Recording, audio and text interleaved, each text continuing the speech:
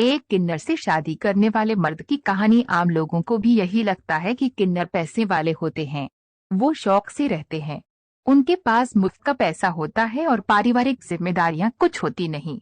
लेकिन ये लोगों की गलतफहमी है, ये अधूरा सच है। मैं और निशा इस 10 बाई 10 फुट के कमरे में रहते हैं।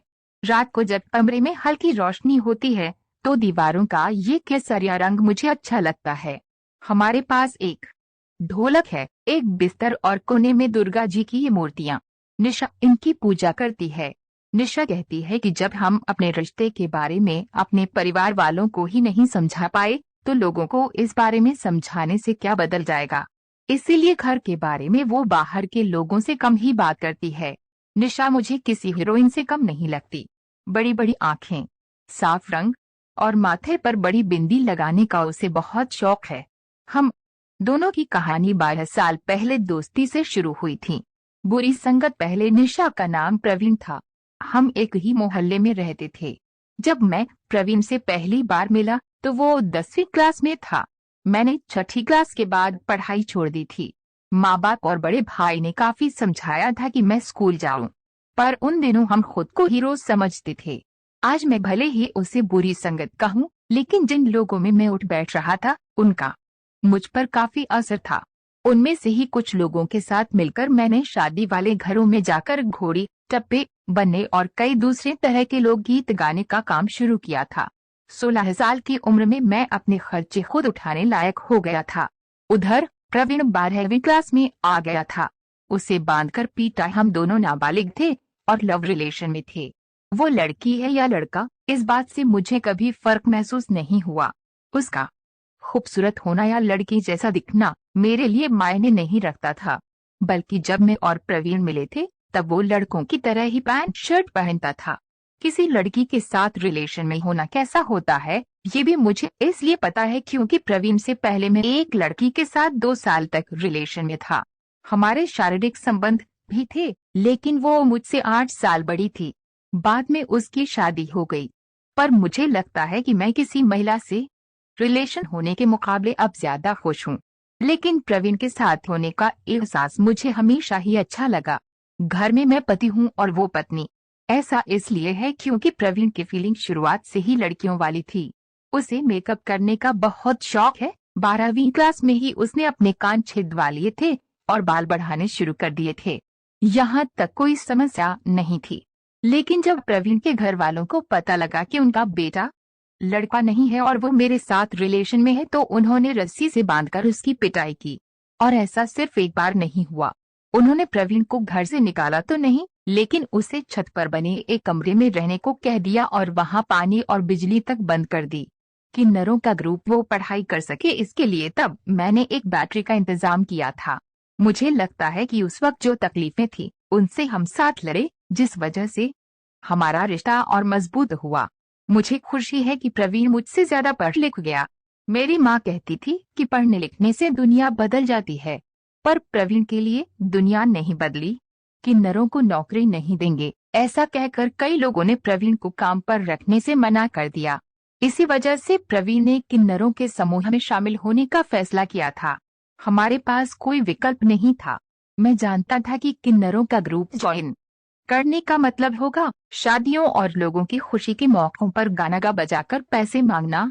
मुझे आज भी याद है वो दिन जब मैंने पहली बार निशा प्रवीण को गली में तालियां पीटते देखा था। मुझे बहुत दुख हुआ था। लोगों ने, उसके घर वालों ने उसे वैसे ही स्वीकार किया होता। उसकी थोड़ी भी मदद की होती तो वो आज कुछ और कर रही होती। उसे मजबूरी में इस पेशे में न आना पड़ता। हालांकि मैं अब साउंड सिस्टम लगाने का ठेका लेने लगा हूँ और हम दोनों मिलकर ठीक ठाक कमा लेते हैं। घर चल जाता है।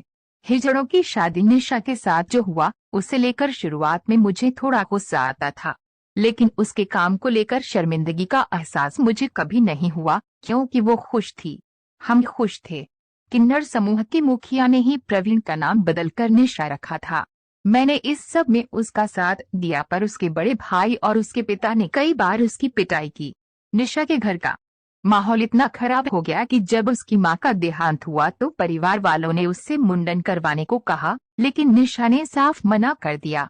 निशा की मां के गुजरने के कुछ दिन बाद हमने शादी कर ली। हमारी शादी को अब लगभग 10 साल हो गए हैं। एक बार हमने सरकारी दफ्तर में जाकर छोटे बाबू से अपनी शादी रजिस्टर करवाने के बारे में पूछा था।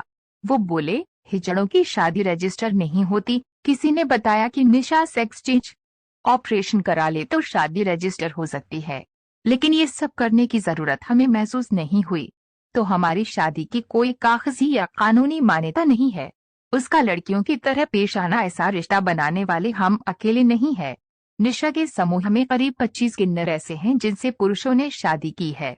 इन 25 में से 10 पुरुष ऐसे हैं जिनकी किसी महिला से भी शादी हुई, उनका परिवार है और बच्चे भी, लेकिन वो सप्ताह में 2 दिन अपने किन्नर पार्टनर के साथ रहते हैं। निशा और मेरे रिलेशन में ये पहले से तय था। कई बंदा पति मैं हूँ और निशा मेरी पत्नी है। वो मेरे लिए करवा चौथ का व्रत भी रख लेती है। तैयार होती है तो मुझसे पूछती है कि वो कैसी लग रही है। लेकिन हमारे यहाँ ये नहीं है कि घर में मर्द मैं हूँ तो मेरी ही चलेगी। हर 6 महीने में किन्नर समूह के सदस्य एक पार्टी करते हैं। इसमें सभी किन्नर अपने पतियों के साथ आते हैं। निशा और मुझे ये पार्टियां बहुत पसंद हैं। इन पार्टियों में सभी जमकर डांस करते हैं और बढ़िया खाते पीते हैं। मुझे ये पार्टियां इसलिए भी पसंद हैं क्योंकि इनमें निशा एक किन्नर की तरह नहीं बल्कि एक महिला की तरह पेश आती है। कई बार किन्नर लड़कों को भी छेड़ देते हैं, पर निशा इन पार्टियों में या कहीं घूमते वक्त ये ख्याल रखती है कि वो मेरे सामने तालियां न पीटे, गालियां न दे और किन्नरों के लहजे में लोगों से तेज आवाज में बात न करे। वो शायद मुझसे शर्माती है। ये मुझे अच्छा लगता है। उलझे रिश्ते वैसे निशा में लड़कों वाली ताकत भी है। घर पर जब मजाक में हम दोनों में हाथापाई हो जाती है तो उसे हरा पाना आसान नहीं होता।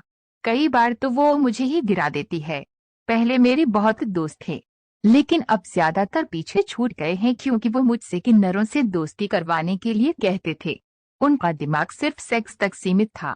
वो न तो किन्नरों को लेकर गंभीर थे और न ही मेरी सोच समझते थे। निशा के समूह की मुखिया मुझे अपने दामाद की तरह इज्जत देती हैं। निशा ने शादी से पहले घर छोड़ा था। इस बात को 10 साल से ज्यादा हो गए हैं। तब से लेकर आज तक उसने कभी अपने घर वालों से बात नहीं की। वो अपने भाई और पिता की शक्ल भी नहीं देखना चाहती।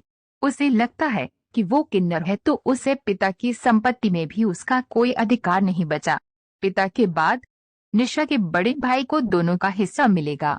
मेरे घर में भी ज्यादातर लोग मुझसे बात करने से बचते हैं। हमारे ज्यादातर रिश्तेदारों ने कहा कि वो मुझसे तभी मिलेंगे जब मैं निशा को छोड़ दूंगा, तो मैंने रिश्तेदारों को ही छोड़ दिया। लड़कियों के प्रस्ताव, हालांकि बीते 2 सालों में परिवार के लोगों ने ये दबाव बढ़ाया है कि मैं किसी लड़की से शादी कर लूं। उन्हें ये लगता रहता है कि मेरी राय बदलेगी। वो शादी के लिए 3 लड़कियों के प्रस्ताव ला चुके हैं, लेकिन मेरी शर्त थी कि मैं शादी के बाद भी निशा का साथ नहीं छोड़ूंगा। ये बात मैं उन्हें टहलाने के लिए कह देता हूँ। वहीं शादी की बात भी होती है तो निशा का डर बढ़ने लगता है कि कहीं मैं उसे छोड़कर न चला जाऊं। इसी डर में वो मुझे फेसबुक और व्हाट्सएप इस्तेमाल करने से रोकती है ताकि किसी और लड़की के चक्कर में न पड़ जाऊं। मैं इस बात पर बड़ा हंसता हूँ। 2 आखिरी ख्वाहिशें। मेरी माँ अपने अंतिम दिनों में कहा करती थी, बेटा मत पड़ इन चक्करों में, जवानी के साथ सब चला जाएगा। घर महिला से ही चलता है। तू सबसे छोटा है। मेरे मरने के बाद तुझे कोई नहीं पूछेगा। अब उसकी बात सही लगने लगी है। हालांकि उस वक्त मैंने उन्हें कहा था, माँ ये दिल की लगी है, नहीं छूट रही। माँ के जाने के बाद घर में किसी ने मुझसे सीधे मुंह बात नहीं की। वो ये कहकर मुझे डराते जरूर हैं कि जैसे जैसे बुढ़ापा आएगा जीवन मुश्किल होता जाएगा। मैं प्यार करता हूँ निशा से, सच्चा प्यार। मैं इसके साथ ही पूरी लाइफ बिता दूंगा। मुझे इससे मतलब नहीं है कि ये लड़का है, लड़की है या किन्नर। मेरा इससे दिल मिलता है। बस यही है। मेरी बस 2 ख्वाहिशें हैं। एक, इस कमरे से थोड़ा बड़ा घर खरीदना है जहां हम तरीके से रह सकें, और दूसरा, एक बच्चे को गोद लेकर उसकी शादी करनी है। मैं अपनी शादी में कुछ खर्च नहीं कर पाया, बारात भी नहीं देखी और दावत भी नहीं कर पाया था। हालांकि निशा किसी बच्चे को गोद लेने के ख्याल से डरती है। उसे लगता है कि किसी बच्चे को